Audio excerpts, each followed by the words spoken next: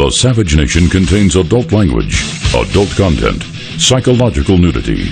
Listener discretion is advised.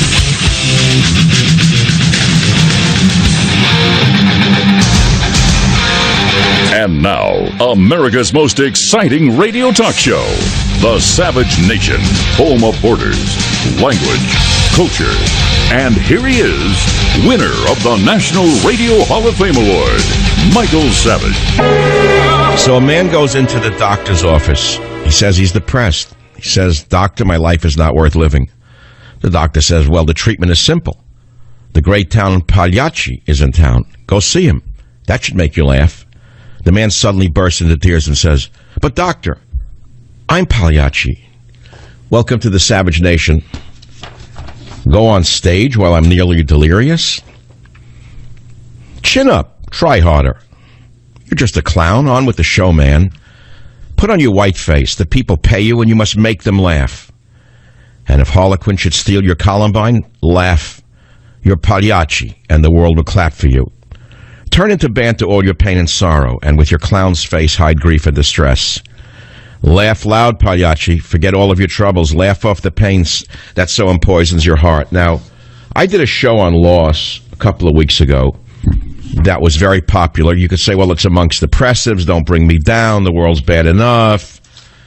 Do you think I want to talk about the health care bill? Do you think that the millions of years of evolution that has created my fine mind and my exquisite soul was created to talk about the health care bill? Well, you're sadly mistaken if that's what you expect to hear on this show today. I mean, when it comes down, yeah, I'll give you the vote. What's the difference? You know what it is. It's nothing. It's garbage. It's Obamacare light called Trump Care. Pre-existing conditions still in place. Kids stay on parents' life insurance until 26 years of age, still in place.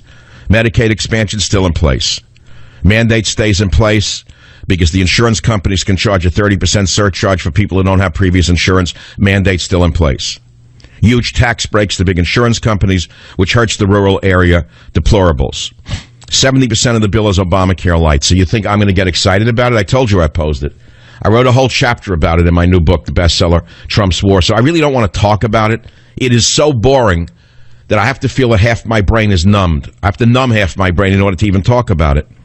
And a lot of people are in pain right now, not to do with Obamacare. And that's because everyone's spinning in a circle. We elected Donald Trump and we don't seem to be getting anything out of it. We see the psychosis of the Democrat Party, the madness of Schumer, the madness of Pelosi, the madness of Waters, the insanity of the press. And a lot of you are in pain right now saying, what the hell can I do now? We've all lost the country. That's what we've lost. We believed in this nation. We believed in the electoral system. We see the madness of the progressives expressing their loss with violence and hatred. But I didn't talk about political loss when I did that show. I talked about personal loss. And what is loss but losing that which you once possessed or thought you possessed? So let's consider what loss is. What is the greatest loss in your life? How did you cope with the loss? Be it of a loved one, a business, your pride, your dignity, your job, your promotion, your health. See, loss is part of life. Everyone thinks they're going to win from the day they're born until they die. Everyone thinks that they're like a character on television, like in Billionaire, a fraud if there ever was one. So smart, all the Wall Street guys. Meanwhile, that's why so many of them are drug addicts. All the great Wall Street geniuses, all the makers of kings, those who rip off old ladies for their insurance policies in order to stuff their faces with more fancy foods and more expensive drinks. You think they're happy? That's why they're drug addicts? But you know, there's more to the story than that, and I'll open up the lines if you just want to do it. Because I think it's an amazing story that no one wants to talk about. A lot of people lose things. I'll make it very personal for you with Colin Kaepernick. Remember him? The guy who went on his knee when the national anthem was played, and how the vermin in the media celebrated that piece of garbage. Guess what happened to Colin Kaepernick? He's lingering on the free market, and teams don't want to sign this anti-American piece of garbage. He destroyed the 49ers franchise, if you want to get down to the sports arena. Or I can read you To an Athlete Dying Young by A.E. Housman, if you'd like. Still my favorite poet, Victorian poet, who dressed in black on his birthday for his entire life because he said he cursed the day he was born. That's the kind of guy I like. I have a Mexican friend, humble man, tough as nails, had to fight his way out of the worst slums in Mexico to come here to this promised land. And he looked at me when we were showing each other pictures of our mother. And he said to me, see, mothers are very important in most cultures except in America, where they're somewhat put on a shelf. And he looked at me and he said, you know, Michael, we're in hell. He said, we are living in hell. He said, our mothers are in heaven. That's where heaven is. He said, this earth is hell, he said to me. Or I could say to you, success is a stale finale. The struggle is the success, something I've quoted many times by Eugene O'Neill in his great play, The Long Day's Journey into Night. I've quoted that many years, for 20 years. It's not just today. I am a somber guy. I go in and out of, somberness as to who I am. You sit here like a moron laughing about things. I can do that sometimes when I'm in the right mood. Or sit here and celebrate this, celebrate. I don't want to do it. I'm sick and tired of it all. Frankly, to tell you the truth, it's a bunch of garbage. The whole political system is a pile of crap. What this country needs is a revolution, frankly, and I thought we had one at the ballot box. But the vermin on the left stole our revolution from us. And they laugh at us, and they mock us, and they tell us that they're going to kill us. They tell us they're going to hurt us. And nothing happens to them because the police have been neutralized. The press is worthless. We know this. We're boiling with rage. You think I'm the only one? So when I say I'm talking about loss, you say, well, what's really bothering him? And what's really bothering you is the question. Why are you distressed today out there, Mr. and Mrs. America? Don't tell me you're happy, because if you are, I don't believe you. First of all, if you want to go into what is happiness, I'll be glad to do that for you one day. I did it many times on this show. I learned when I was 18 years old from the great American Chinese poet, or Chinese-American poet, Lin Yutang, what is happiness. And I used to read his parables to myself when I was 18. Really beautiful stuff. And he made it really simple of what is happiness. Stuff like, to cut a bright red watermelon with a large sharp knife on a sunny day. Is this not happiness? To hear a fly buzzing against the screen. Open the screen and let the fly out. Is this not happiness? To come back to your village after having been away for a long, long time, and to hear the language of the people in your village being spoken and the children laughing. Is this not happiness?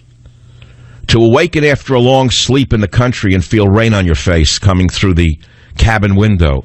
Is this not happiness? And stuff like that.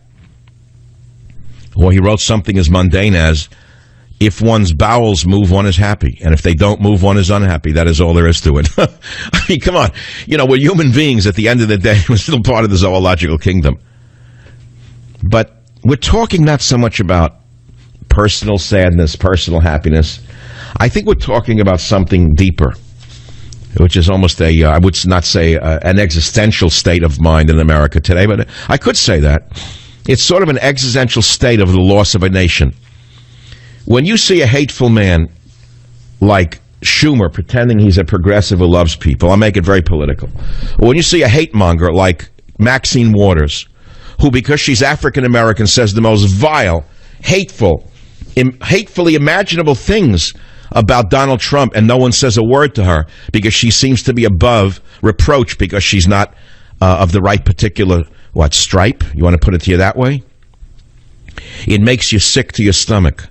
When you see a Muslim go on a rampage in England, and the very next day, the suicidal laborites get up and say him being Muslim has nothing to do with the acts that he committed, I would say to you, this is a mark of the death of the West. But Spengler wrote this in the 1910, 1908 era when he wrote The Death of the West, Otto Spengler. You should read Spengler again. So you understand there are certain courses in lives and certain courses in human events that are uncontrollable. It's just what is. So you say, well, we elected Donald Trump, we worked so hard, and what do you've got to complain about personally, Savage? You've got a #1 book. It is #1 on the New York Times list without any help from anyone in the media. Certainly no one in radio. I told you yesterday, I'll repeat it again until you hear it. When Mickey Mantle or Babe Ruth or the current great baseball players hit a home run and they went around the bases, they came back, And waiting for them between third base and the plate were his team members who slapped his hand. Doesn't exist in talk radio. Everyone's out to cut the other guy's throat. There is no team. There is no team in talk radio. There's no team in television. Those girls on Fox News, you think they love each other after the show? I wouldn't want to be in that locker room. So that's the human condition. That's what we live with. You don't complain about it. And within this human condition, some thrive and some die. It's that simple. Some rise and some fall. That's the way it is. So I got nothing to complain about. I mean, I've never missed a meal in my life unless I wanted to. As a friend of mine said to me this morning, he said, I realized just this morning I'll never miss a meal for the rest of my life. I'll never want for food. I said, so what? I'm supposed to sit here and say because people are starving to death in Yemen, I should be happy? You ever hear that one? Because they're starving to death in Yemen and I'm not, I'm supposed to be happy. How does that work for you? Never worked when I was a kid. When I'd leave my food over, then parents would say, think of the starving children in Europe. I didn't even know what they meant. What do I care if they were starving in Europe? I didn't want to eat the milk. I didn't want to drink the milk and eat the food they were giving me. That's all a kid knows. Are adults any different?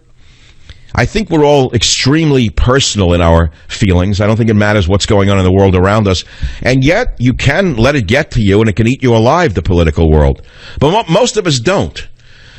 Our happiness and our sadness, in my estimation, is based not upon political machinations, but upon what's going on in our own life. Meaning in our own garden, in our own body, with our own family, with our own ego. That's all that really matters to us. The rest doesn't matter at all. I think the rest is a construct. In other words, what I've come to a long time ago, if you want me to philosophize for another minute without boring you to death, is that many of us will take what's going on outside of us and relate to it as though that is what is affecting us, when it's only a reflection of what is really going on within us, and we're just using the outer world as an excuse to reflect our inner world, as if that makes sense to you.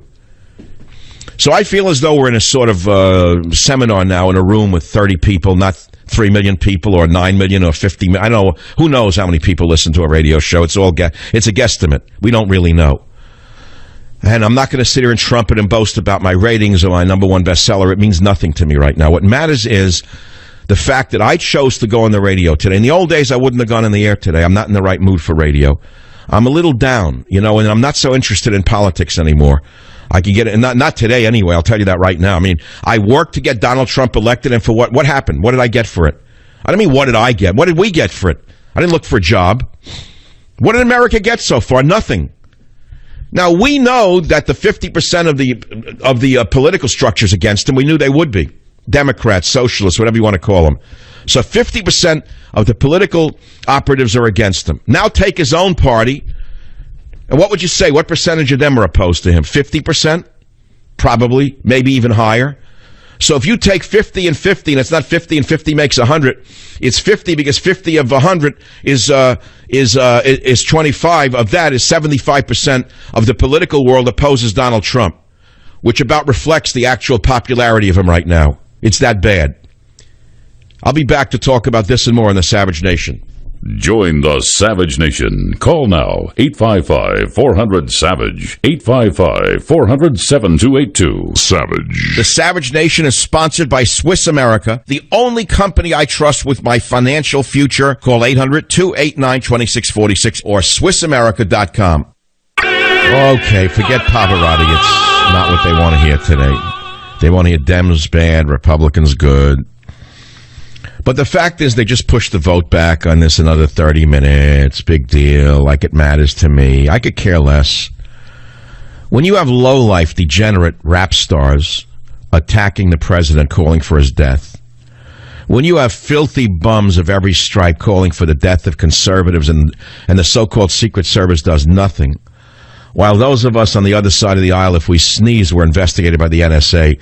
I didn't make a big deal of it because you dismissed it, many of you, thinking it was nothing. I disclosed to you this Monday that I've been snooped on by the NSA for a number of years, and I never made a big deal of it. It's a huge deal. But it doesn't matter to you. Now, if I were a black, liberal, gay, progressive, I guess it would be front-page news across the newspaper landscape. Black, gay, liberal, spied on by Trump's NSA. Why, they'd bring the house down, wouldn't they? But white, conservative, Trump supporters spied on by NSA by that rat bum Obama, that didn't matter to you? That sneak who's still conducting the government in absentia, that doesn't matter to you? This can't go on. This won't go on much longer. I said this before. I'll say it to you again today. Trump is a businessman. He's trying to run the country like a business, which he can't do. It cannot be done. Now, years ago, I wrote a book where I said run the country like a business. But then I amended that several books later when I came to understand you can't run a country like a business. Because in a business, you have dictatorial powers. Even a public company, if you're the CEO, you have an awful lot of latitude. You can fire people, you can hire people, you can cut the budget. You don't need to go to anybody for it. You can't do it in a government. Thankfully, we have a sick, broken system that doesn't permit that, or else it would be a dictatorship. Donald Trump is emotionally, I don't think, prepared for what he's living through. That's not a criticism. It's a statement. It's a reality. He's used to getting his way. And just do it my way or get out of here. That's how he run a business. He can't do it. He's got to learn the art of the compromise, not the art of the deal. The art of the deal, in the way he was doing it, was not compromise. It was making it happen. It is not working with this crippled government. Join the Savage Nation. Call now, 855-400-SAVAGE, 855-400-7282. Savage.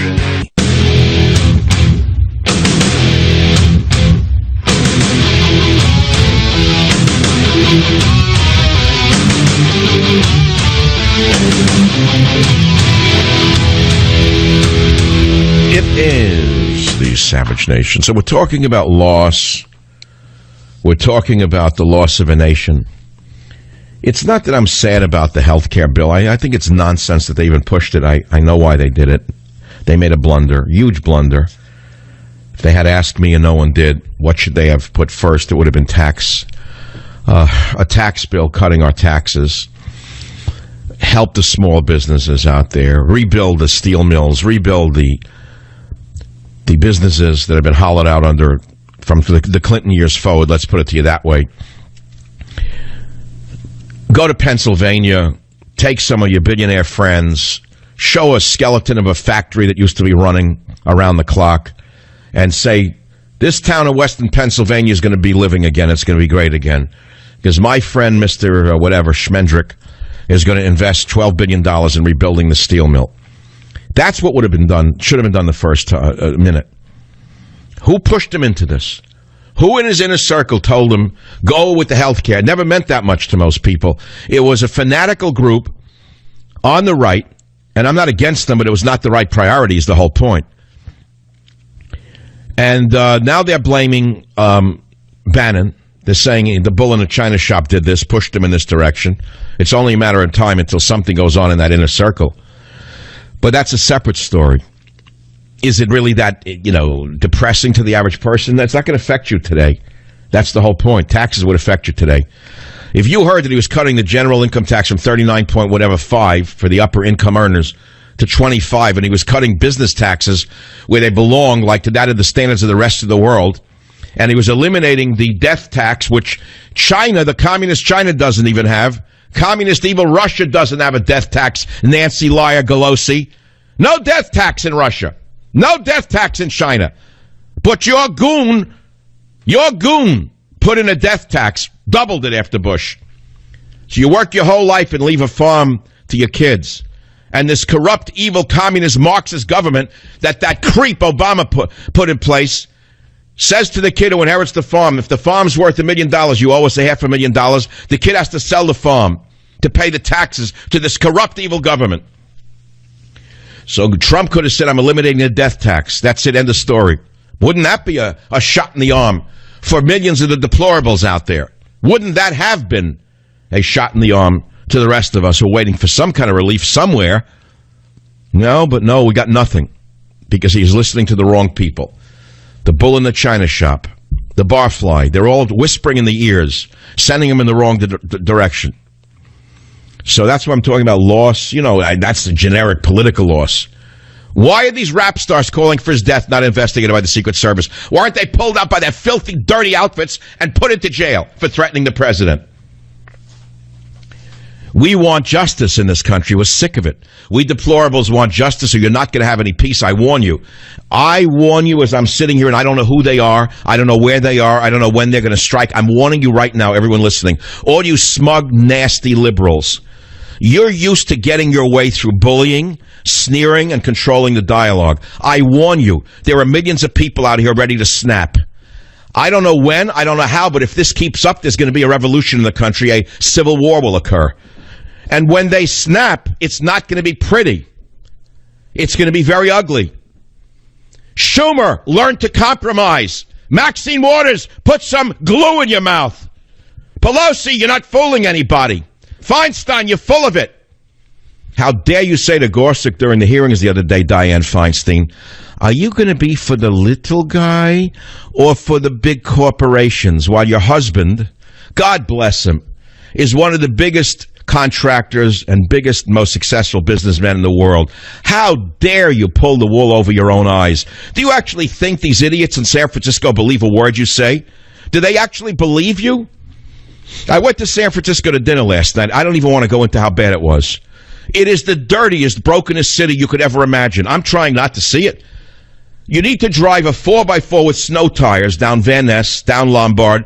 The entrance to the Golden Gate Bridge is like a fourth world nation. Where is all the money? Where's the Department of Transportation money, Nancy and Diane? Where did it go? Where did all the federal money for these highways go? Where did it go? You can't figure out where it went? You can't figure out where it went. There's not a street in the city that isn't broken, except on Pacific Heights, near their homes, by the way. If you drive high enough on Pacific Heights, it goes from black tar to concrete and is paved nicely. Everywhere else, it's like living in the fourth world. Every street's broken up. You can't drive here.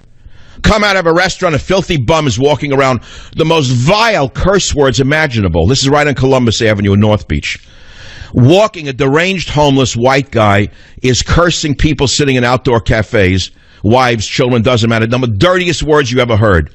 And no one could get up and smack him in the face. Cops look the other way because they know they'll lose their job if they arrest the poor sacred piece of garbage homeless man.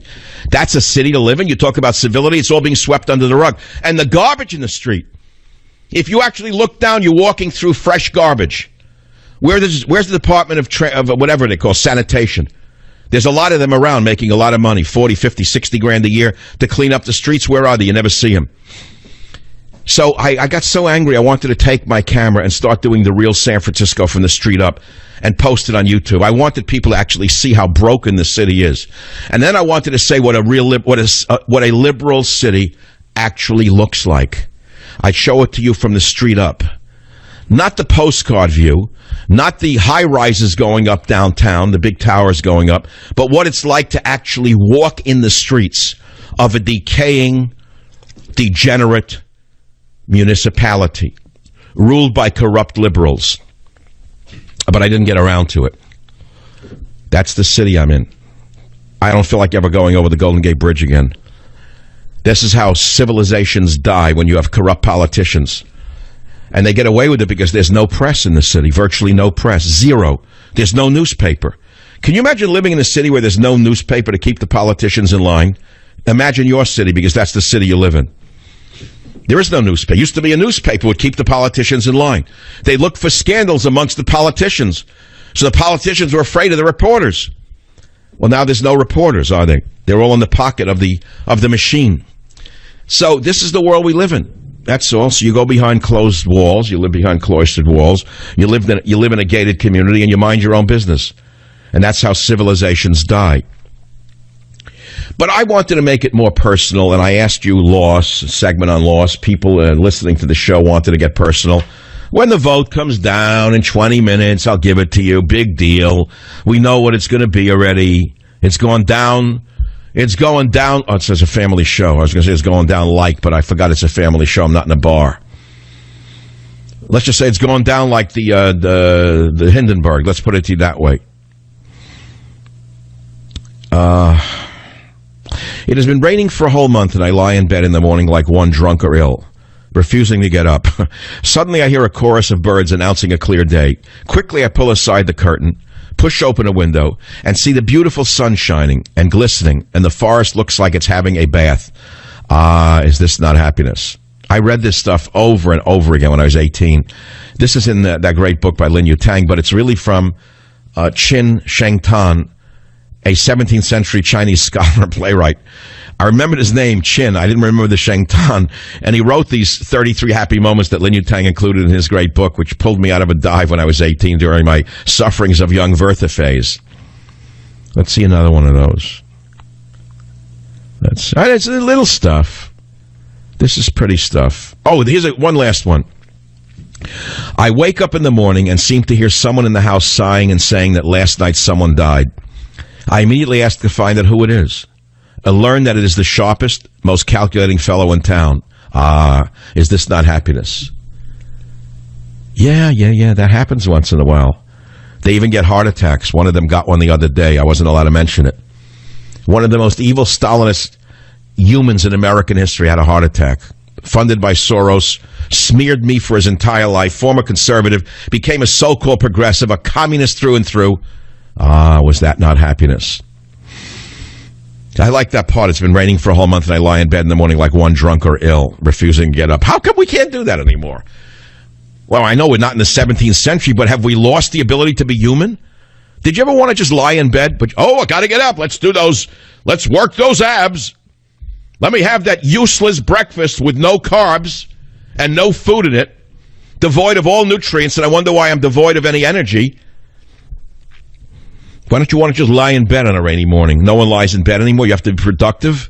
If you got to be productive in America, the great machine must keep running.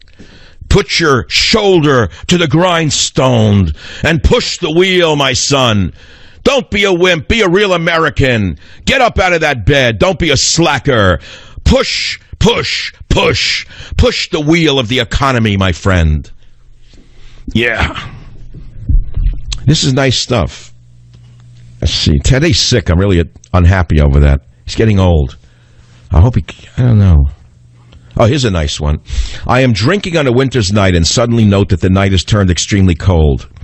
I push open the window and see that snowflakes come down the size of a palm, and there are already 3 or 4 inches of snow on the ground. Ah, is this not happiness? I love this. You know how happy this used to make me? To realize that life could be reduced to simple things instead of these great flights of fancy or achieving. To cut with a sharp knife a bright green watermelon on a big scarlet plate of a summer afternoon. Ah, is this not happiness? Is poetry dead? I realize it's not as good as the rappers of today. I get that. I understand it's not as poignant as killing a president or, let's say, killing white women, as one of them wrote. I realize it's not as refined and as advanced as that of the rappers of today and of the professors of a certain area of study. But, the ancient Chinese poets did as best as they could. They weren't as evolved as our class of artists in America. To keep 3 or 4 spots of eczema in a private part of my body and now and then to scald or bathe it with hot water behind closed doors. Ah, is this not happiness? I think you understand what I'm saying to you. You get this? The humanity that was still basically an animal or monkey? To find accidentally a handwritten letter of some old friend in a trunk. Ah, is this not happiness? Poor scholar comes to borrow money from me but is shy about mentioning a topic, and so he allows the conversation to drift along on other topics. I see his uncomfortable situation, pull him aside to a place where we are alone and ask him how much he needs. Then I go inside and give him the sum, and after having done this I ask him, must you go immediately to settle this matter, or can you stay a while and have a drink with me? Ah, is this not happiness? Do you understand the humanity in this? How beautiful this is? This is 17th century Chinese poet. He couldn't exist in Mao Zedong's China any more than an artist can live in Barack Obama's America. So we are now living in the realities of our world, doing the best we can, spied on by little men, little women, Lilliputians spying on human beings as though it's the norm when they should be thrown in prison. And we're talking about loss. What loss? We lost our freedom. We lost our privacy. But what is supposed to do about it? Well, we elected Trump. He was supposed to straighten it all out. So now he's caught in the quagmire of Congress. Okay, let me take a call. WABC, Andrew, line 2. What's your comment today? What's the topic? How you doing, Doc Savage? I'm calling out personal loss, but I feel like I lost as an American. Like I'm losing my not patriotism, but my Americanism. The country's so divided, and it seems that one side. No, it was divided before Trump was elected. It's still divided. Yes, it was. And Obama divided America unlike any division I had seen in my lifetime since the Vietnam War. Obama specialized in putting blacks against whites, whites against blacks, police against crook, crook against police. Obama divided and conquered with a little help from his friends. He got by with a little help from his friends.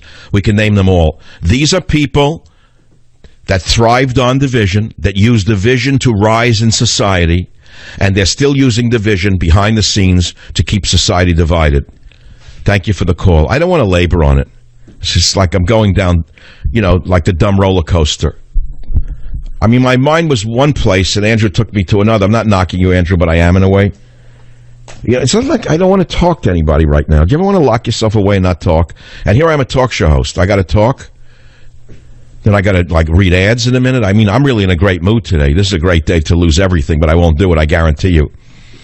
I'm just not in the mood to do anything except be on the radio and talk with you about poetry, science, art, opera, human emotion, psychology, entomology.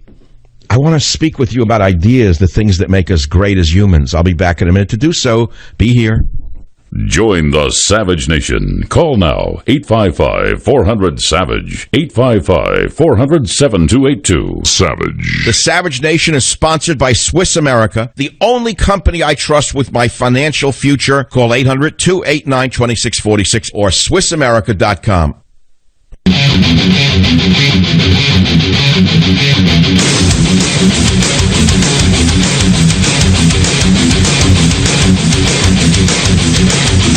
Well, our president has gone down to a defeat. House Republicans lacking votes pulled the health care bill at the last minute. What can you say? They undermined him. It's like A2 Brutus. They undermined him. They set him up for a fall. His own advisors who pushed this forward before tax relief are the real villains. They are the real villains. They're the ones with the long knives. You'd expect the obstructionists to do what they did, which is to not want Obamacare repealed. I mean, don't expect them to go along with him.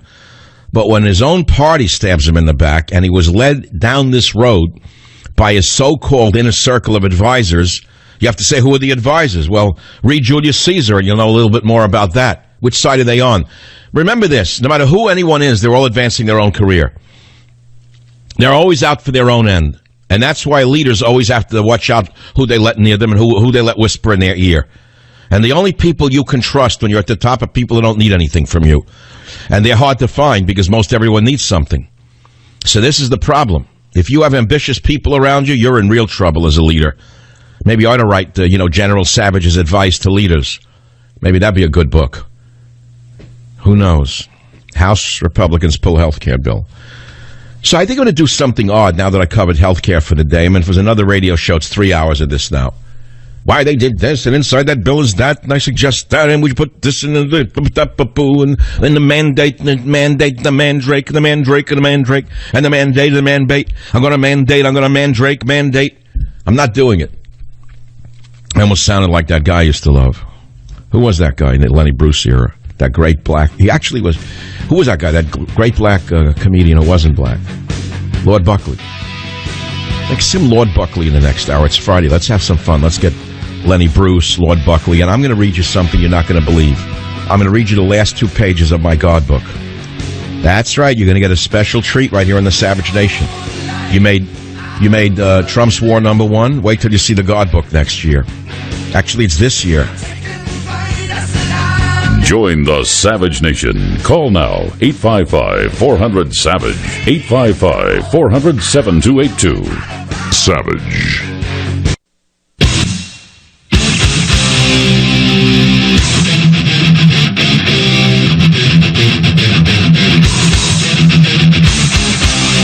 Warning. The Savage Nation contains adult language, adult content, psychological nudity. Listener discretion is advised.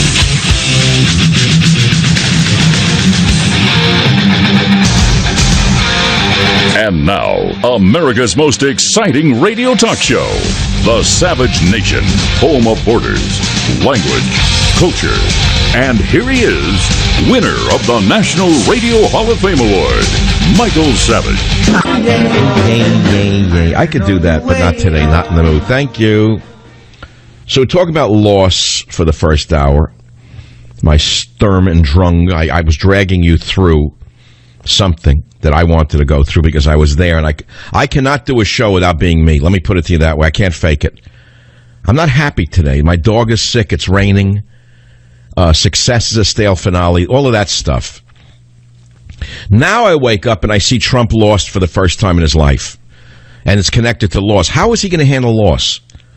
Please don't wipe it away and say it means nothing. And I'm going to get, the true believers are going to say, oh, he's such a genius. He planned this to lose so that he could win. That's not what happened. It means he lost.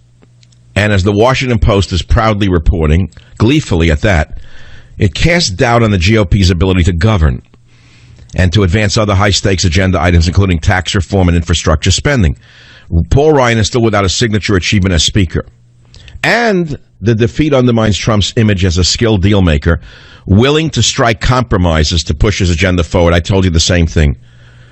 Skilled deal-maker, willing to strike compromises. He doesn't know how to compromise. See, I told you the art of the deal is not the same in business as it is in government. We have a cumbersome, rotten system that works in its own strange way. It's set up that way so that we don't have a dictatorship. It's what prevented Obama from running over us altogether, was this cumbersome system. So here's the first big vote of the presidency for Donald Trump, and bingo, it goes down like a dirigible over New Jersey. It caught fire. The helium caught fire in the dirigible. The left will celebrate. But as Representative Bradley Byrne of Alabama said, and he was going to vote for it, he said, so much about political power is about perception. And if the perception is that you can't get your first big initiative done, then that hurts the perceptions down the road about your ability to get other big things done. Answer, get rid of Ryan. The only answer here, from Michael Savage's point of view, is get Paul Ryan out of there as fast as you can. He's your Brutus. He's Brutus. He put the knife in Trump's back. So anyway, that ends the political portion of the show. Now I can go back to what I really want to talk about, which is loss. He lost. It's another big question is how is Trump going to deal with this loss, since we're talking about personal loss? Here's a man who I don't think lost very much in his life. He's a winner. Remember that movie Wall Street with Michael Douglas? Gecko, remember that? Greed is good. Remember that movie, that great movie where he tells the young kid greed is good? So is that kind of like always win, always win, always win, always win, crush the opposition, roll over everyone. Whatever you have to do, win, win, win, win, win, win, win. From the beginning to the end. So we elected him president. He won. Now managing the presidency is quite another story. Not prepared for it. Bad advisors. Bulldog is wonderful during a campaign.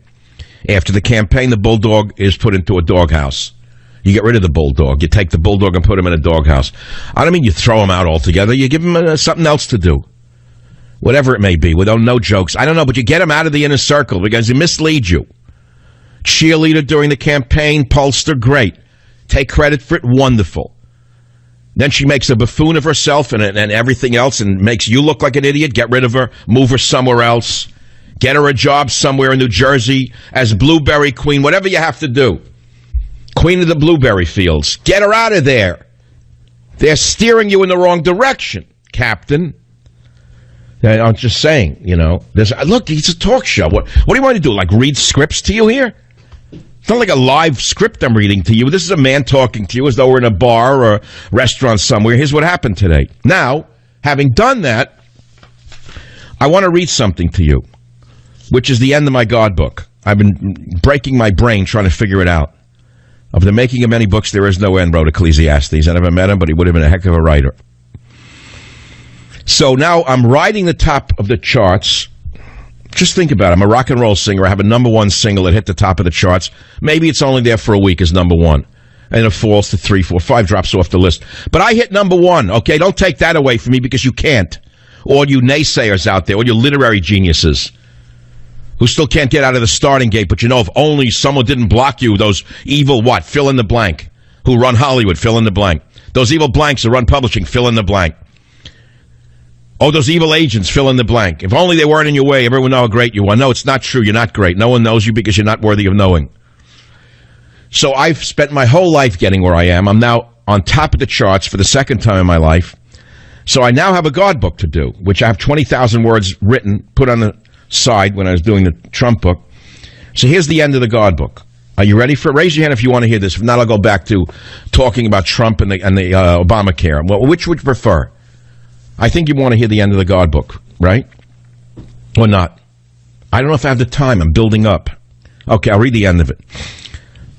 Okay, so it starts with a guy I knew who was a World War II veteran who was, not really working anymore. He was on Social Security, tall, lanky guy, lived in an SRO in San Francisco.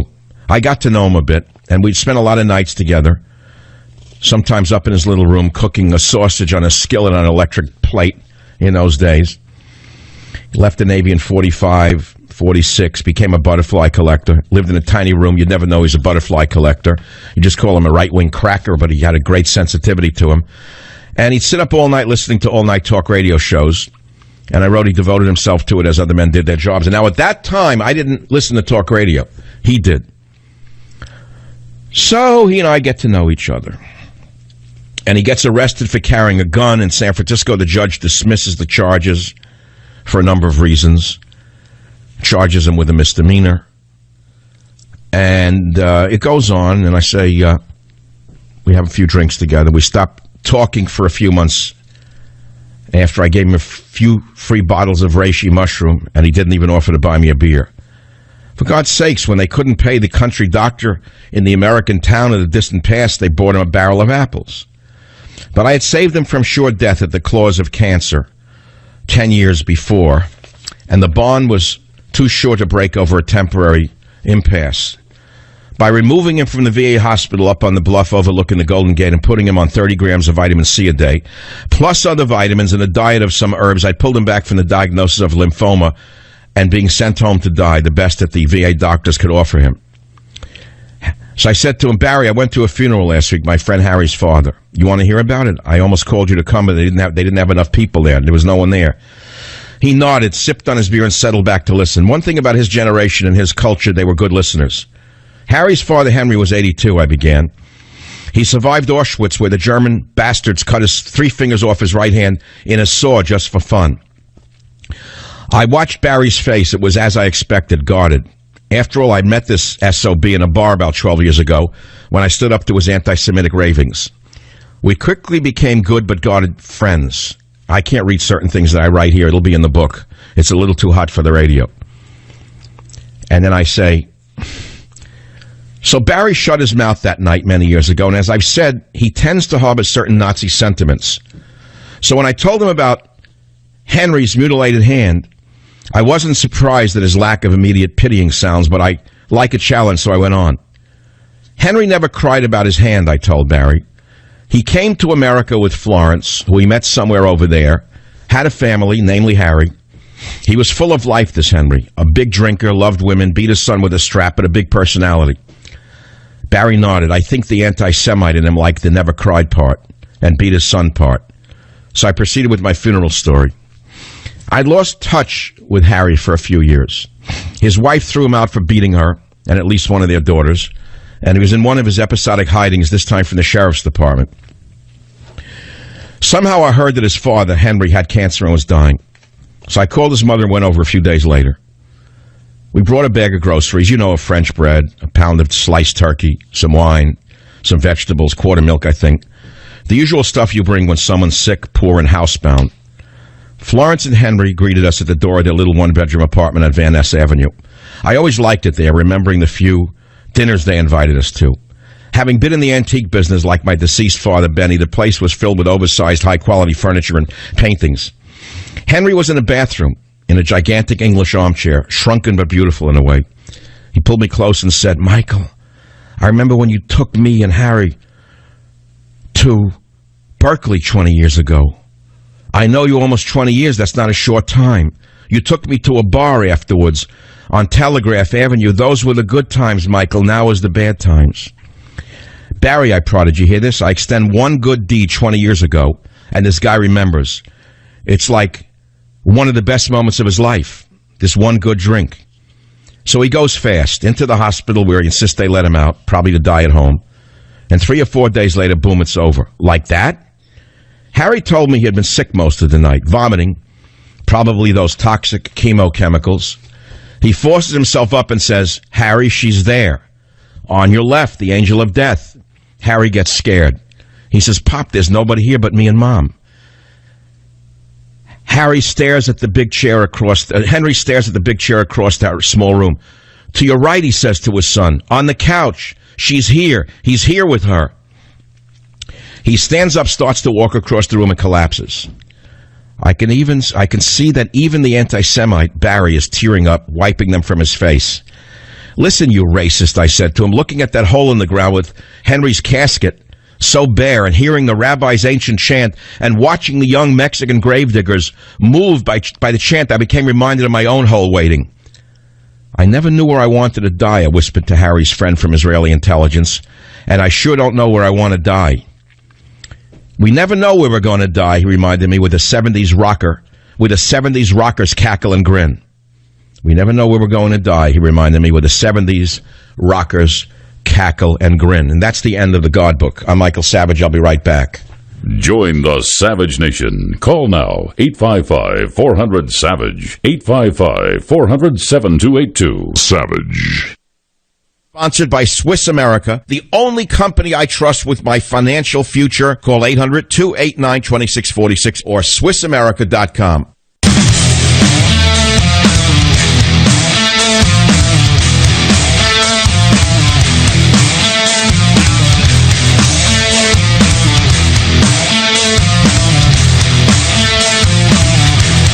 Gallup's happiness poll finds Americans aren't happy. So I did a show today on loss. And we got calls on people who've lost things. And I may get to you, I may not. It's very hard to manage it all. And then I read to you at the end of my God book, which I thought was stirring, and not one person heard it. Well, maybe it was so good that no one could call on it. What can they say about it? That's what I'd rather talk about, but you can't. So I go to the news. Here's the news. Trump lost. How is he going to react to this loss? How will a man who was used to winning, a billionaire, how will he react to loss? This is an interesting question to me from the psychological point of view. The average person suffers losses and learns how to deal with it. The super winners are not used to loss. You know, there's a song from the 70s, I've been down so long it's starting to look like up to me. Most of us know how to pick ourselves up when we're knocked down, brush ourselves off, and go on with life. The people who are not used to losing, when they do get knocked down, I don't know if they can get up again that readily. I don't know how he's going to react. I think that's a great question for me. We don't know what he's going to do. Is he going to come out humble, do you think? And he's going to compromise with the jackals? He's going to compromise with the psychopath like Nancy Pelosi and Charles Schumer, those two psychos? Or is he going to come out with all guns blazing and try to crush them? It's going to be one or the other. He's going to be totally humble. He's not going to come out in the middle. He is an extremist. All successful people are extremists, myself included. Make no mistake about it. That's how we get where we are. We get this way because we're relentless. We never stop. That makes us unique. Now, he's a special case. He's the president. So how is he going to handle loss? How is he going to do this? I don't know. This is going to be interesting. No one knows the answer to that either. How will Trump handle a big loss? Healthcare bill pulled at Trump's request. That's so. Let's go to Derek, the caller. WABC line 4. What's on your mind, Derek? Go ahead, please. Hey, how are you? Derek, you're on the air. You're on the air, Derek. Fire away. It's Eric, not Derek. It's okay. Listen, great loss. I've lost a lot in my life. I've lost 2 businesses, a girlfriend at the time. I was divorced, and then I remarried and had a son, and we lost the son, and, lost my job.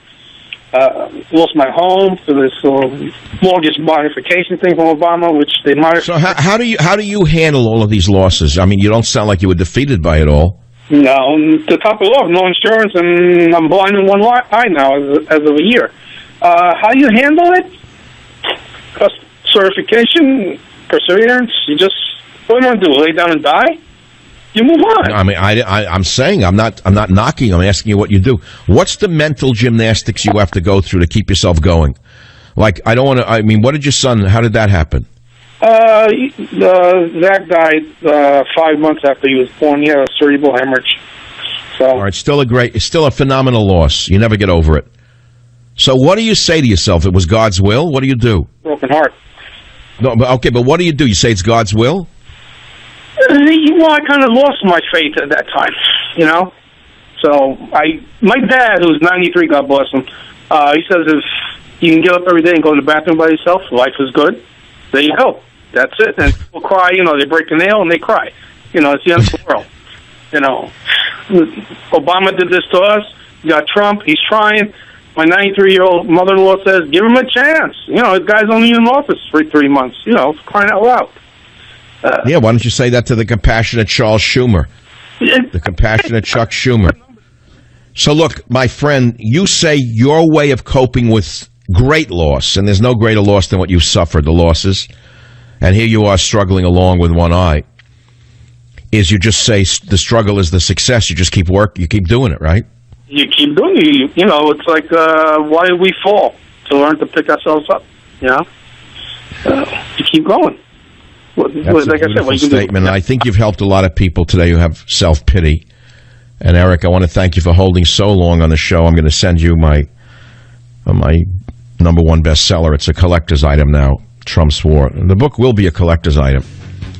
You know, it's interesting. Every number one bestseller becomes a collector's item when you think about it. Because there aren't a lot of number one bestsellers. I don't know if you know that.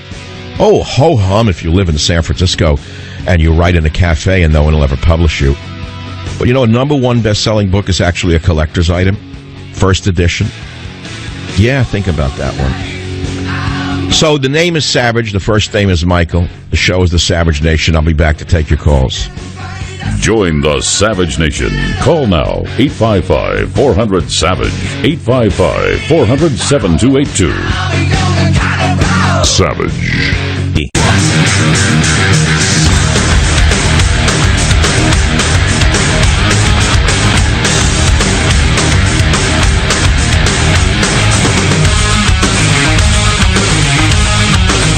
It is raining like crazy out here in the San Francisco area. It'll sweep away the garbage in the streets. The bums will have to go inside. The junkies won't be shooting up in front of your mother-in-law. It's a cleansing day here in San Francisco. God, I was in the city last night. It's so disgusting. You drive down the busiest streets in this city, Van Ness, Lombard, you'd think that you're in a fourth world city. It's beyond comprehension how corrupt these politicians are. And the dirt and the bums and the filth swept under the rug by the non-newspaper. Yeah, oh, you lucky you live San Francisco. Yeah, you clowns, you're lucky you live San Francisco in a city where another woman was assaulted last night and almost killed near the Sunnyside housing projects. And you rats in the newspaper won't report who the perpetrators were. You losers, you. WDRC, Greg, line 7, what's on your mind? Dr. Savage, thank you for taking my call. I found myself very deeply focused while you were reading the ending of your God book there and mesmerized. It had me thinking about putting a couple things together where Trump had commented to you that we need you around for another 25 years. And after listening to that, I couldn't agree more. And I would hope that you would do a deal.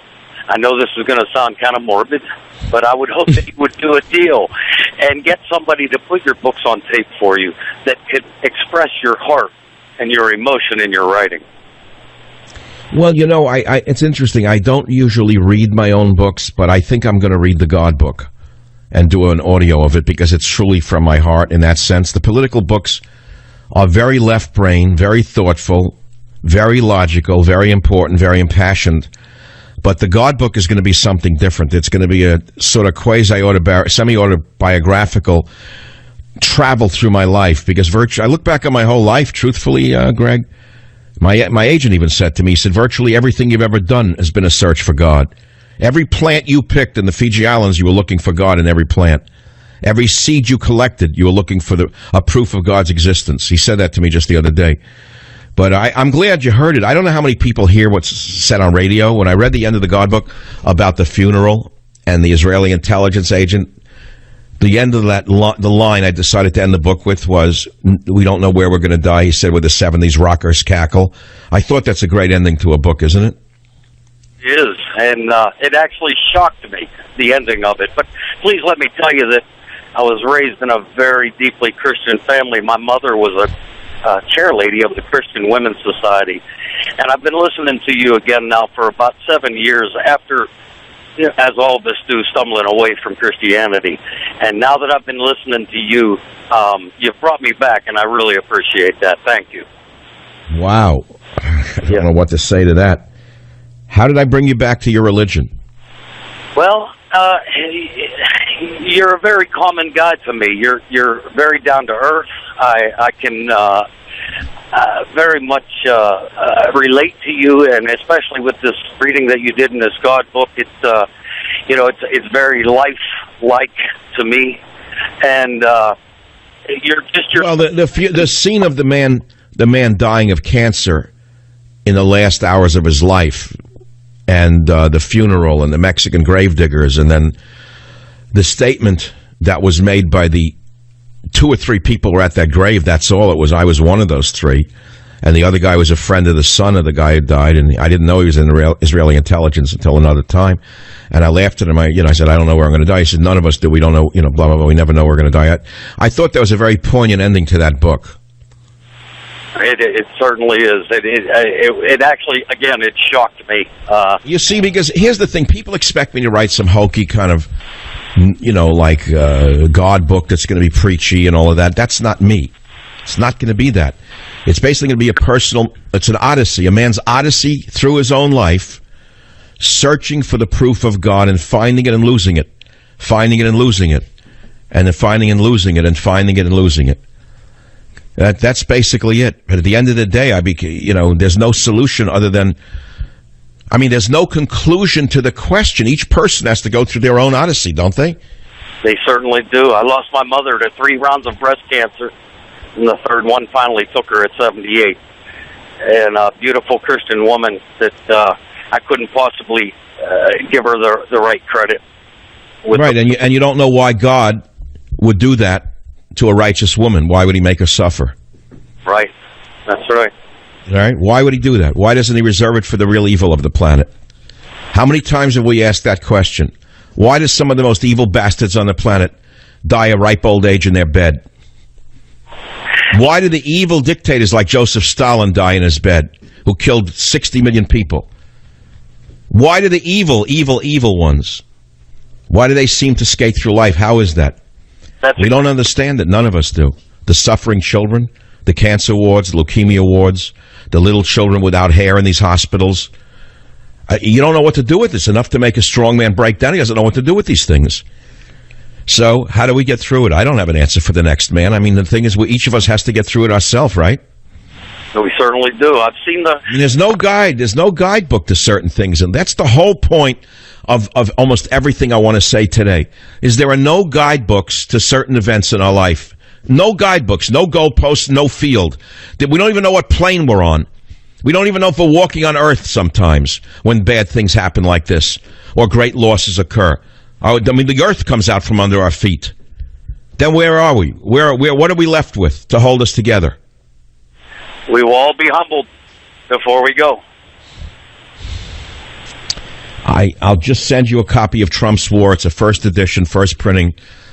Trust me, you're going to love reading that book. It's all I've got to give you right now. It's a great book. And I hope that you call me when the God book is actually out, God willing, and I read it on the air, because that one is going to be read on the air, piece by piece, along the way. It doesn't have to be delivered until July, thank God. Oh, God. Okay, I called my agent the other day, I heard that Trump's War was #1. I said, Ian, when is the God book due? What's the word length? I don't even remember these things. So you got to look it up. He said 75,000 words. I said, are you kidding me? I said, I've only got 20,000 right now. I can't produce like lox and put it on a plate. He said, well, okay, whatever. You can do what you got to do. So then I read a story this morning about a man who just died. He's 88. and he wrote like 200 books. So I said, that's encouraging. He just never stopped writing. He worked 7 days a week in his writings, and then I'm reminded of how I've been driven in my life in many ways by the writings and the readings that I've done. And I never forget stumbling upon the great sculptor Rodin's writings. People don't know that he wrote. Most great artists do everything. They paint, they sculpt, they write. If you get their journals, you see how they really thought. So Rodin, the thinker, if you want to just generically put him in a category, we have a great collection of his here in San Francisco at the museum up there on the bluff. I don't remember what the museum is. The Palace of the Legion of Honor. It's a small museum. It reminds me of a private collection, but we have a great Rodin collection. I've often gone there. I haven't gone recently, but maybe I'll go this weekend. Who knows? So Rodin wrote, "Work is the only salvation. Work, work, work." It's worked for me to work, work, work. I got to tell you, to bury myself in work. And that's what's always worked. People say, how do you do it? How do you do a show? How do you do the books? Work, work, work. Never stop. How do you turn a mind off? Can you turn your mind off while you sleep? I can't. I would like to develop a machine, a piece of equipment. I don't want to say machine. It's antiquated to say machine. I would say a device, in a sense, an electronic device that I could turn on at night. And I'll bet you we have this in our lifetime. And it records our thoughts and dreams all night long. And it digitally translates it into the typed and the visual form. I would have, in the morning, 7 movies, 8 books every morning. So I could chicken laying eggs. Do you think your brain goes to sleep? Does your brain go to sleep? People are afraid to think that their brain never stops. Now, this is a great question unto itself. Why do you think some alcoholics are alcoholics? Why do you think some drug addicts are drug addicts? Well, part of it is that they can't stop their mind, and their mind is generating a lot of negative thoughts for them, and they're scared. They can't take the pain. So they drown the pain in drink, drown the pain in drugs, drown the pain in running, drown the pain in sex addiction, drown the pain in chocolate addiction, drown the pain in talk radio addiction, drown the pain in pain addiction, drown the pain in pain pill addiction, drown the pain, so I'm saying, vicissitudes of existence kind of thing. But there's another way, which is to just live with it. Let it run. Don't block it. Don't be afraid of it. It's not you. Disconnect yourself from your thoughts. That's another little trick I learned a long time ago. I shouldn't give up all my tricks right now. It's like I'm Merlin the magician. If I give away too many of my tricks, I'm liable to lose them. But I'll share one more with you, which is, let's say you got negative thoughts running through your head. You don't know what to do to stop them. Oh, I'll take a pill. I'll go to the doctor. I'll run. I'll go to the gym. I'll use drugs. I'll take a drink.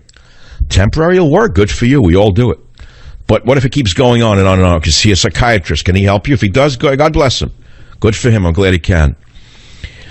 There's another way, which is disconnect yourself from the thoughts. They're not yours. They're just there. They're floating by like bad clouds. Okay? Just look at the thoughts as though they're there. There goes another dark thought. There goes another dark thought. There goes another dark thought.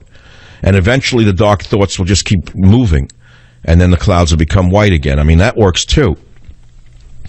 There's a lot of techniques that people taught and learned in the 70s that were phenomenal in the self-help books, by the way. And many of them have been forgotten. We've become a nation of narcotized, medicated individuals who don't even want to think about how to do it with our own heads.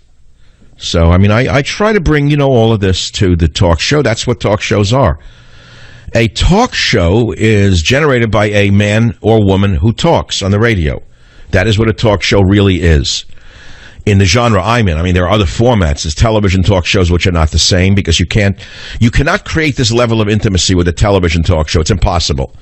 You're too exposed to reveal yourself in this manner. That's the deficit of being visualized to millions of people who you're speaking with. You become a sort of a different person. You have to become Rigoletto, is what I was playing, Pagliacci rather, at the beginning of the show. You literally have to put on the makeup. And you have to put on the outfit to do that. And then the minute you put on the makeup and the outfit, you're no longer the same person because you are hiding something. Talk radio is a lot different, I think, just speaking from my own point of view, because you're just expressing yourself to the audience without thought about how you're being received visually, because you're not being received visually, you're being received in another manner. And that other manner in which you're being received is a very primal manner. when you think about it. You're receiving the voice of the man, and what is the voice? Now think about that. I don't know if enough has been written about voice itself, but voice itself is magical and mystical all at once. The voice carries the person, if the person is really opening up to you. And if the person's really opening up to you and you're able to receive it, again, now let's look at it from the listener's point of view. If you are listening to me on the radio, you're opening your mind to me, a stranger, in a way you'll never open yourself up generally to a person you know. Because it's safer to open yourself up to me and let's say people listening to the show and even call the show. Whereas you can't do this in person because it's too revealing and it's too threatening. So this becomes one of the most precious formats left in the world. Primitive, old technology, AM talk radio. There is nothing that I see to match it in terms of communication. That's one man's opinion. That's why I'm in it. I'll be back. Join the Savage Nation. Call now, 855-400-SAVAGE, 855-400-7282. Savage. Sponsored by Swiss America, the only company I trust with my financial future. Call 800-289-2646 or SwissAmerica.com.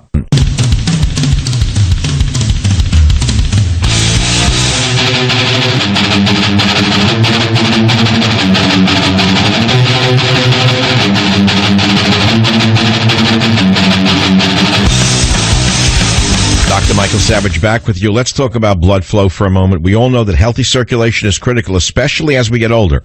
Well, there's a natural way to support healthy blood flow, and that's by getting enough dietary nitrates into your body, which convert into nitric oxide. I've told you about it, and that Super Beets is the easiest way to get these natural dietary nitrates.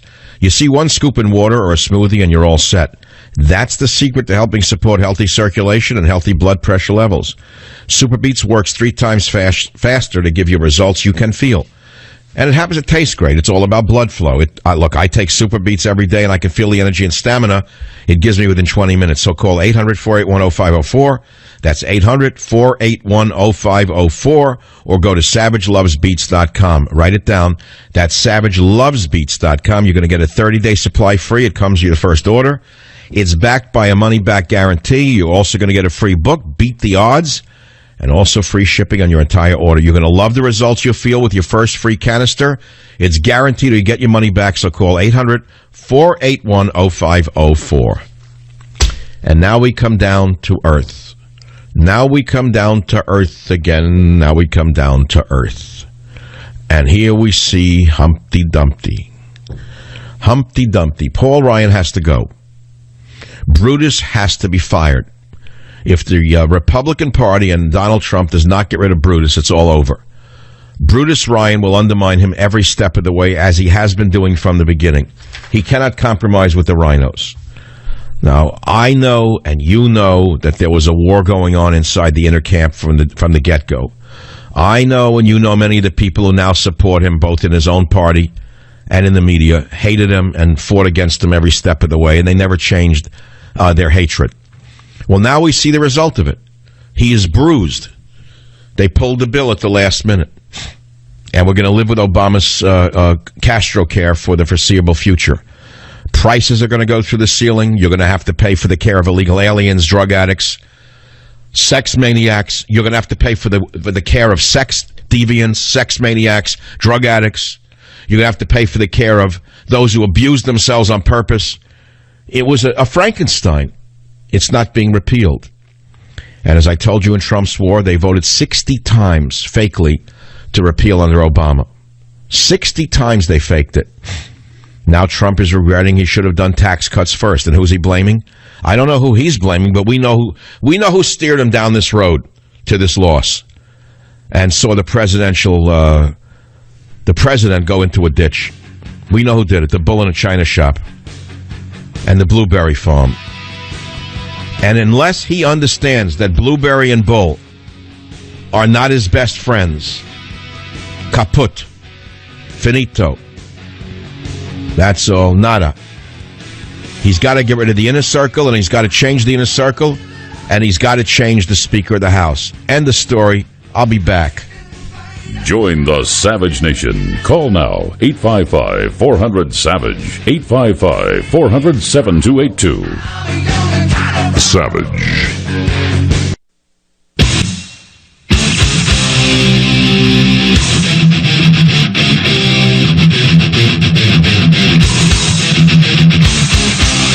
Warning. The Savage Nation contains adult language, adult content, psychological nudity. Listener discretion is advised.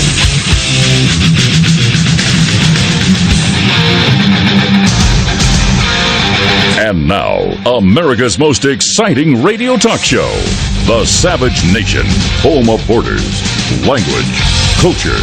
And here he is, winner of the National Radio Hall of Fame Award, Michael Savage. What's going on inside that White House today, I wonder? Do they even know who Pagliacci is? One of the most moving in the operatic repertoire of all time is this aria that I'm playing for you about the tragic clown smiling on the outside but crying on the inside. We all know about it. I mean, we're all a clown at the end of the day. Woman, man, doesn't matter. We're all a clown. Laugh, clown, at your broken love. Laugh at the grief that poisons your heart. Turn your distress and tears into jest, your pain and sobbing into a funny face. Don't we all do that in a way? Politicians do it all the time. We know that they're all great actors. And so we see the act going on today. And the act is an act of loyalty when it's an act of treachery. And the solution for Donald Trump is quite clear. Blueberry and Bull must be moved out to pasture. Paul Ryan must be moved away from the speakership. And I'm not Nostradamus. I'm Michael Savage. So that's it. That's the whole deal. He got hurt today, badly, gored. Maxine Waters is celebrating right now, probably drinking. God knows what she drinks to celebrate. I wouldn't want to know, to be frank with you. Maybe Schumer's having a double seltzer tonight with a little Fox's You-Bet syrup in it to celebrate his defeat of Donald Trump's attempt to straighten out a form of socialized medicine that is a disaster for everyone, especially those of us who have to pay the bill. So, yeah, they tried to do a noble thing, but they didn't do a very good job of it. They didn't appeal to anybody. They certainly weren't going to appeal to the people who pushed in the socialized medicine, are they? You wouldn't expect them to vote with them, no. And the Republican Party, you figured there would be a few fanatical liberals who wouldn't oppose it, but he had such a gigantic job of overcoming the rhinos, as I pointed out in Trump's war. It was doomed for defeat before they even began. Never should have done it. The one thing they should have done, they didn't do. Let's take some calls on the Savage Nation. How will Trump handle such a big loss? What is happiness? What is loss? We did all of that today. I think the day would be better if I played one of the worst people in American political history. A little sound from us, so you know who we're talking about. Maxine Waters is probably the most fascistic Stalinist in the Congress right now. Nancy Pelosi is admittedly a lunatic and laughable, and she's not going to be there forever. They claim she might retire finally after she destroyed the Democrat Party with her stupidity. I mean, that was the latest article that I saw about her. So how long can she be there? They're calling it the long goodbye of Nancy Pelosi. Long goodbye? How long can she enjoy stepping on people with those high heels is the question, when she's destroyed the Democrat Party. She shouldn't be the face of the Democrat Party. But you got a Maxine Waters, again calling for Trump to be impeached, and now she wants Nunes investigated. Do you understand that she is a fascist? Do you get it? Do you understand that just because a person is a woman or an African-American, they can also be bad? Do you understand that applies to all races and all sexes? Do you understand good and bad applies across the board? What's wrong with you people? Well, you can't say a word about her? She's crazy. She wants the head of the committee who released the information that the NSA was spying on Trump to be investigated? She's a Stalinist. Listen to clip number 4 and you'll see who I'm talking about. The worst woman in Congress. We need an independent investigation. We need an independent counsel. And we need to get the House Intelligence Committee out of the business of so-called doing the investigation on Trump and his associates and trying to find out whether or not they interacted with the Russians during the campaign, whether or not they were in collusion. All right, here is a woman who doesn't know the difference between Crimea and Korea, acting as though she knows what's going on. I would like an investigation of Maxine Waters. I would like to see who she has collusion with. I'd like to see if there's any collusion between Maxine Waters and some enemies of democracy. I think we need to get on to finding out really what happened so that we can make sure that those people responsible will be brought to the bar of justice. I'm using her own words. Who is she colluding with in her mad insanity? Actually, there was some good news so far, which is that the Keystone Pipeline has been approved, and it is a great day for American jobs. So let's play clip number one. Let's have some good news today. Okay, let's go to that one. Today, I'm pleased to announce the official approval of the presidential permit for the Keystone XL pipeline. TransCanada will finally be allowed to complete this long overdue project with efficiency and with speed. We're working out the final details as we speak. It's going to be an incredible pipeline, greatest technology known to man or woman. Let's stop. I don't want to hear incredible anymore and great. I'm sick of it. You ought to change some of the descriptive terms. Incredible. I don't know how a pipeline can be incredible. It's a credible pipeline. It's not incredible. Maxine Waters is incredible. Nancy Pelosi is incredible.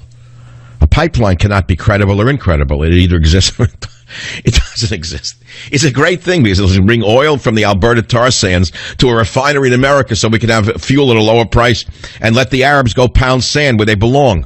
Then they'll stop exporting their hatred. That's all. The faster the Saudis are put back into the desert to run around with camels and beat people up with whips, the better the world will be. The faster we bury them with oil from America, which we start exporting, and stop bringing oil in from those psychopaths, 7th century exporters of hatred, the better off the whole world will be. That's all. Next case. Let's see what else is on the audio log. 14-year-old girl raped by the illegal aliens. Did you hear the judge's defense? Your hair's going to stand up. I don't even want to read it to you because you're close enough to a breakout here in this country. Catch and release of the illegal alien who raped the 14-year-old girl.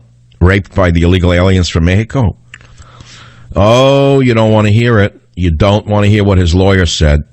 The lawyer for the guys who raped the 14-year-old kid, you don't want to hear it. I'm not going to read it to you. You can find it yourself. Imam calls for killing Jews in Montreal mosque sermon. Where's the ballet dancer to arresting the mosque guy? Imam calling for Jews to be killed in sermon at Montreal mosque draws police complaint. Look at this piece of turd. Look at them wearing like Ku Klux Klan outfits in there. Because they're not white outfits, they're not Ku Klux Klan. If a Ku Klux man got up there in a white outfit and called for the death of Jews, what would happen? It'd probably be on the Today Show.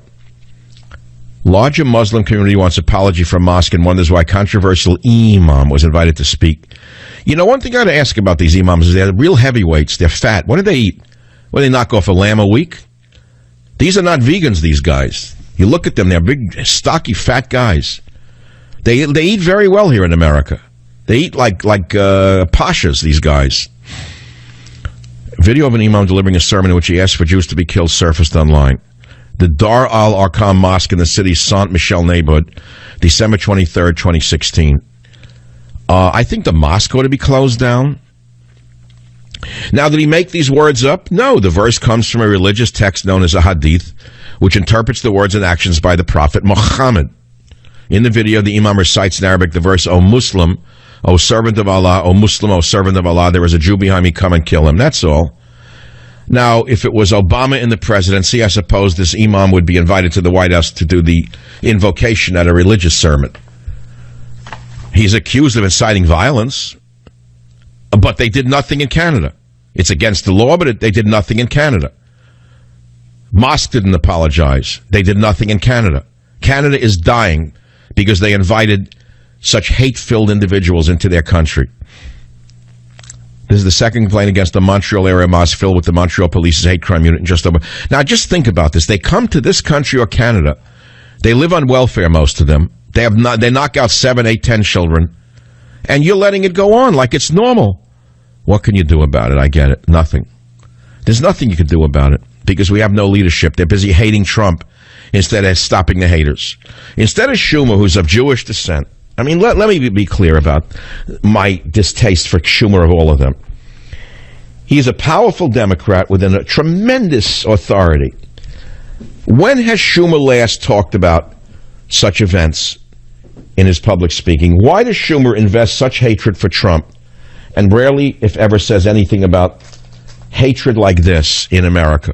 Murder, killings, mayhem, rap stars calling for the death of the president. Hating of the Jewish people themselves, never a word said by Schumer. Anyone have an answer for that?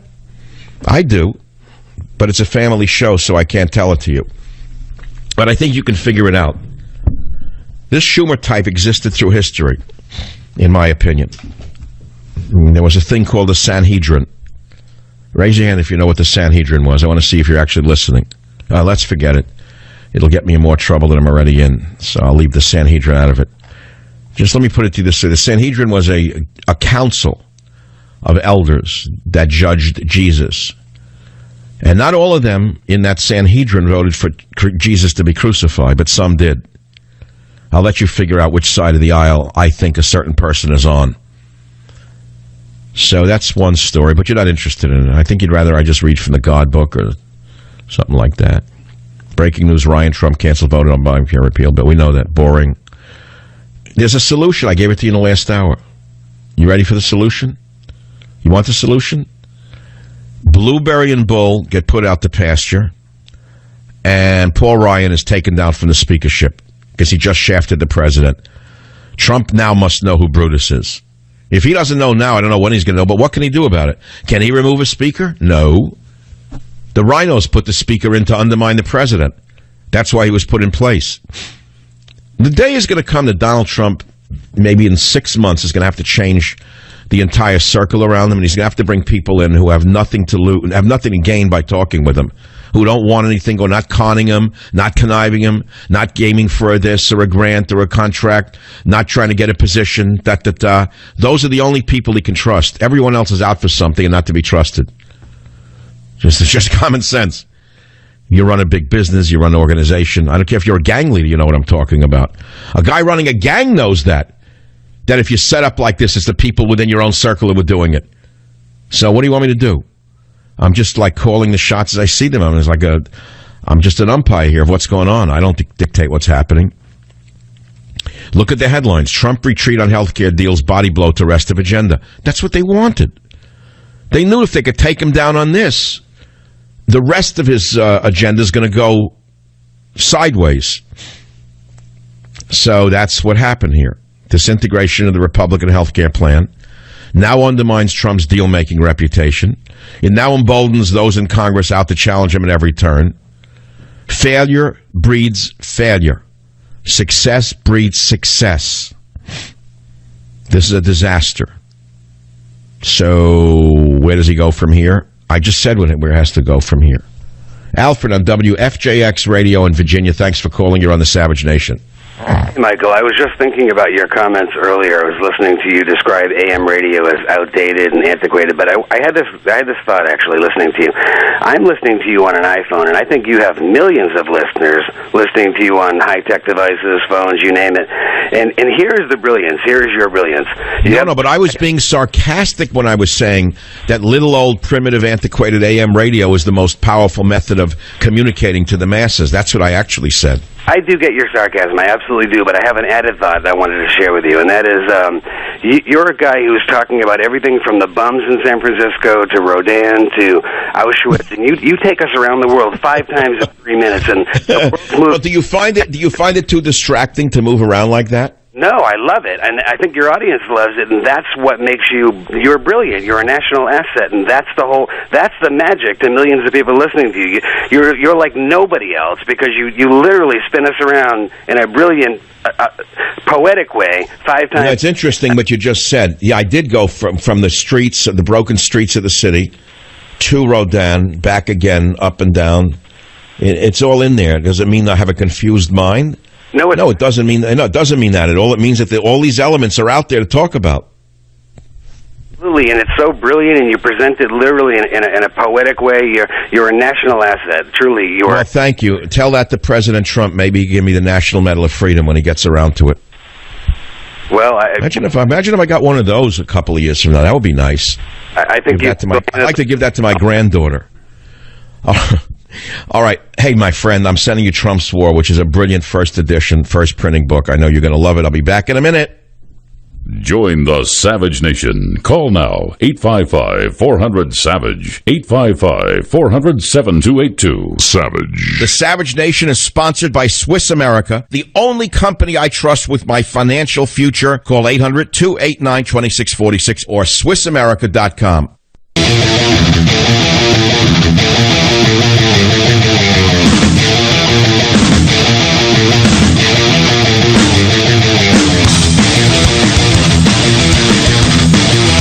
Well, loss is what it's about, my friends. And what's the word?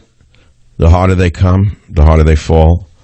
The bigger you are, the harder the loss is to take. Most of us normal folks have had many losses in our life. Think about it. Since you're a child, I mean, you've had loss, I've had loss. And we learn how to roll with the punches, and we learn how to go on, dust ourselves off, salve our bruised egos, put arnica on our wounds, whatever, a Band-Aid, mom gives you a kiss, and you go on. But if you are a really big person in society and you lose, and they don't lose that often, they wouldn't be that big, other than the inheritance cases, let's put it to you that way, and they're in the worst shape altogether. Those who inherit large sums of money are generally the most screwed up people on the planet, because they always have insecurity that they've never done anything with their lives. And I pity them, frankly, that they have such terrible doubts about themselves. It's not something to glorify. So you take a guy like Donald Trump. I don't know how many losses he's had in his life. Today was one of the major losses of his life. It's not just that the health care bill was pulled because Ryan stabbed him in the back. Look, Ryan is the Brutus here. Let me be very clear. Ryan is the number one issue is Ryan. In addition to Blueberry and Bull, Ryan has to go. But the question is, how is Donald Trump going to handle this loss? He put a lot on the line when he got up there and said, vote on it or you're liable to lose your seats. Remember that? He put everything on the line. He's a gambler. One thing I know about big people is that not only bold and courageous, is that they're also big gamblers, every one of them that I've known. The big ones always gamble. They're willing to throw it all on one move. Well, he threw it all and lost on this move. Now, the question is, how does he come back from it? Does he come back a humbled man? Or does he come back with all 16-inch guns blazing off the deck? I don't know right now. I'm not his advisor. I'm only Michael Savage, talk show host, the author of the #1 bestseller, Trump's War. Join the Savage Nation. Call now, 855-400-SAVAGE, 855-400-7282. Savage. I'm not happy today. My dog is sick. It's raining. Success is a stale finale. All of that stuff. Now I wake up and I see Trump lost for the first time in his life. And it's connected to loss. How is he going to handle loss? Please don't wipe it away and say it means nothing. And I'm going to get, the true believers are going to say, oh, he's such a genius. He planned this to lose so that he could win. That's not what happened. It means he lost. And as the Washington Post is proudly reporting, gleefully at that, it casts doubt on the GOP's ability to govern and to advance other high-stakes agenda items, including tax reform and infrastructure spending. Paul Ryan is still without a signature achievement as Speaker. And the defeat undermines Trump's image as a skilled deal-maker, willing to strike compromises to push his agenda forward. I told you the same thing. Skilled deal-maker, willing to strike compromises. He doesn't know how to compromise. See, I told you the art of the deal is not the same in business as it is in government. We have a cumbersome, rotten system that works in its own strange way. It's set up that way so that we don't have a dictatorship.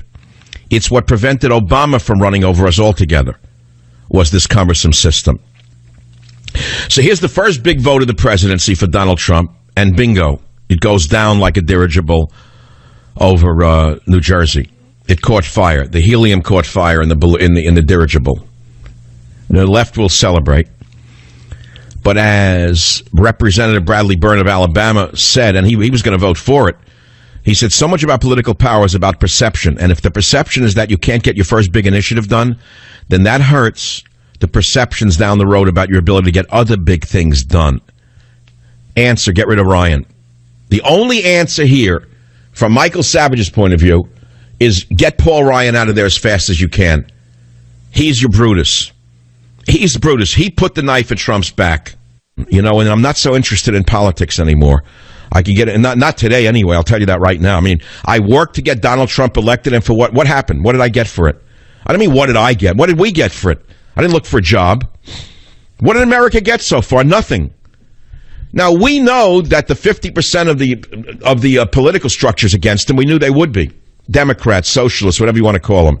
So 50% of the political operatives are against him. Now take his own party, and what would you say? What percentage of them are opposed to him? 50%? Probably, maybe even higher. So if you take 50 and 50, and it's not 50 and 50 makes 100, it's 50 because 50 of 100 is 25. Of that is 75% of the political world opposes Donald Trump, which about reflects the actual popularity of him right now. It's that bad. I said this before. I'll say it to you again today. Trump is a businessman. He's trying to run the country like a business, which he can't do. It cannot be done. Now, years ago, I wrote a book where I said run the country like a business. But then I amended that several books later when I came to understand you can't run a country like a business. Because in a business, you have dictatorial powers. Even a public company, if you're the CEO, you have an awful lot of latitude. You can fire people, you can hire people, you can cut the budget. You don't need to go to anybody for it. You can't do it in a government. Thankfully, we have a sick, broken system that doesn't permit that, or else it would be a dictatorship. Donald Trump is emotionally, I don't think, prepared for what he's living through. That's not a criticism. It's a statement. It's a reality. He's used to getting his way. And just do it my way or get out of here. That's how he's run a business. He can't do it. He's got to learn the art of the compromise, not the art of the deal. The art of the deal, in the way he was doing it, was not compromise. It was making it happen.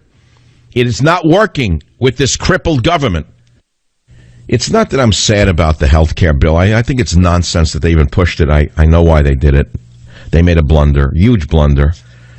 If they had asked me and no one did, what should they have put first? It would have been a tax bill cutting our taxes, help the small businesses out there, rebuild the steel mills, rebuild the businesses that have been hollowed out from the Clinton years forward. Let's put it to you that way. Go to Pennsylvania, take some of your billionaire friends, show a skeleton of a factory that used to be running around the clock, and say, this town of Western Pennsylvania is going to be living again. It's going to be great again. Because my friend, Mr. Schmendrick, is going to invest $12 billion in rebuilding the steel mill. That's what would have been done, should have been done the first minute. Who pushed him into this? Who in his inner circle told him, go with the health care? It never meant that much to most people. It was a fanatical group on the right, and I'm not against them, but it was not the right priority is the whole point. And now they're blaming Bannon.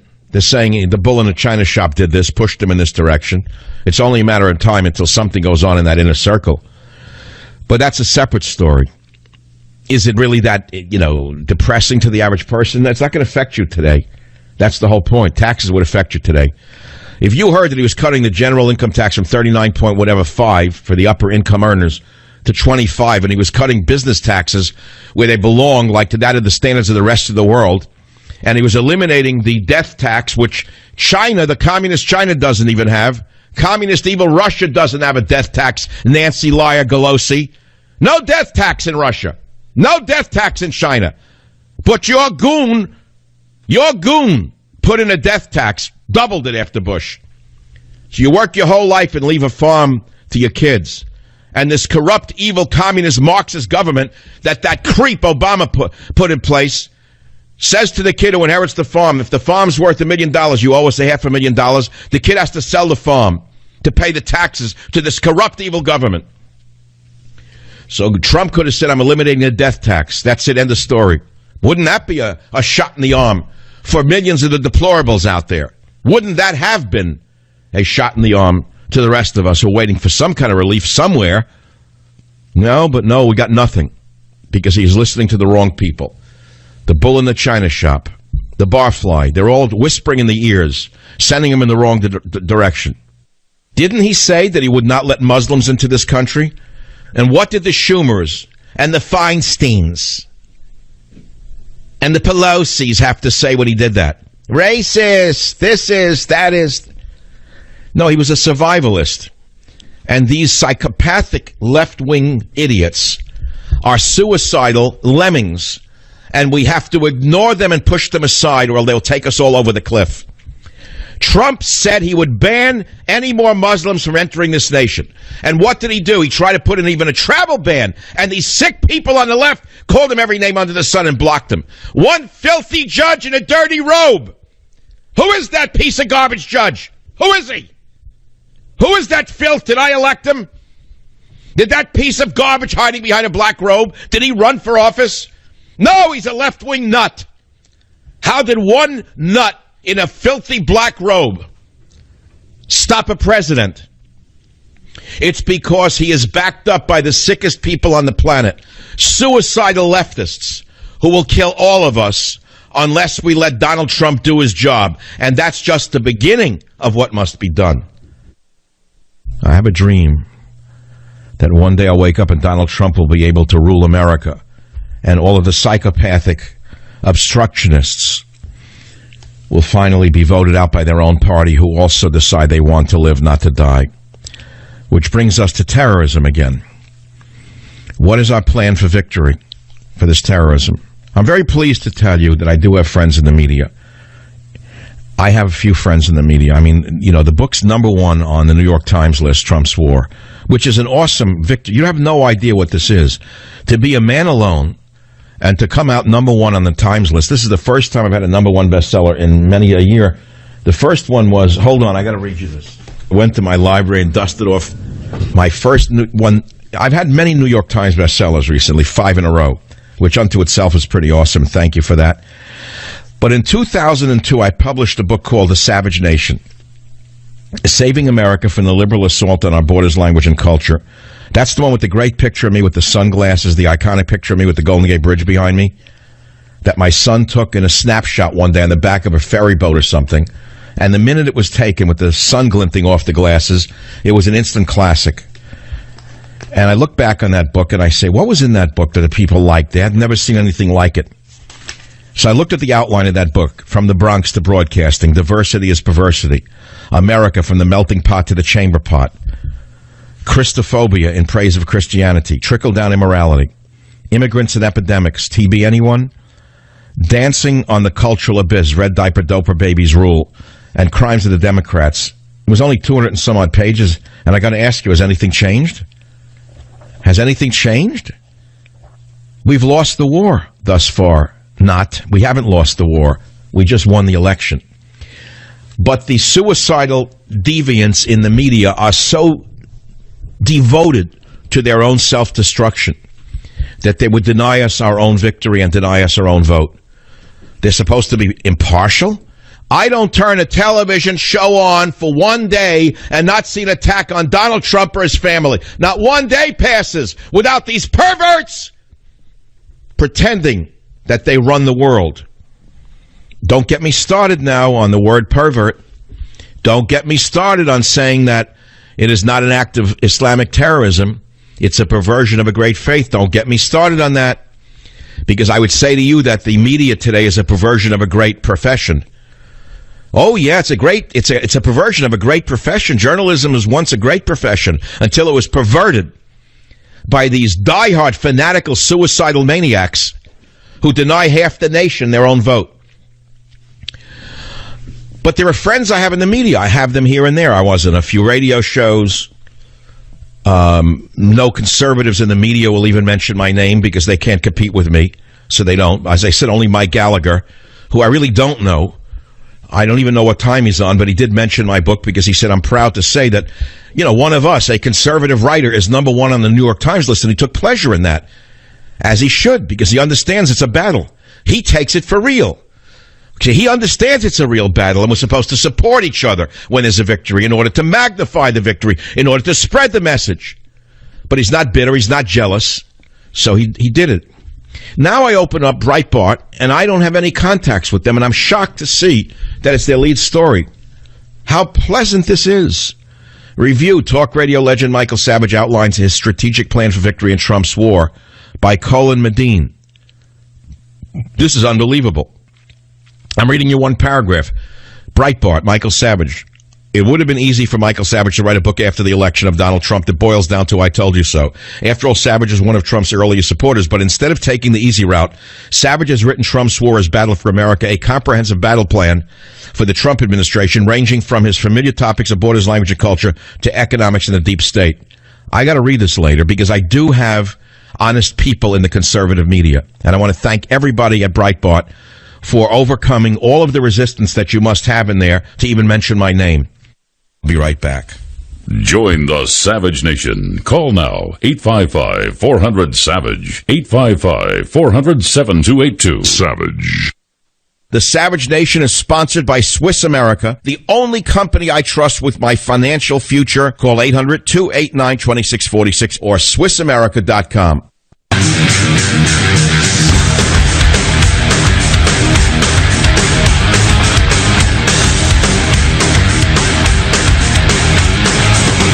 Here we go into the final stages of boarding for boredom on the Savage Nation. I realize that after I go off the air, there's a vacuum that only I can fill.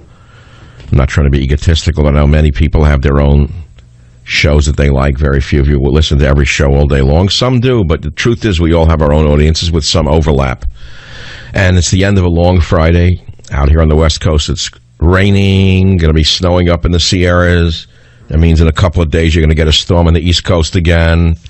That's how it goes. Unfortunately, the weather comes from the west to the east. That's which way the wind blows. And if you're coming to San Francisco, I suggest you wear galoshes and surgical gloves.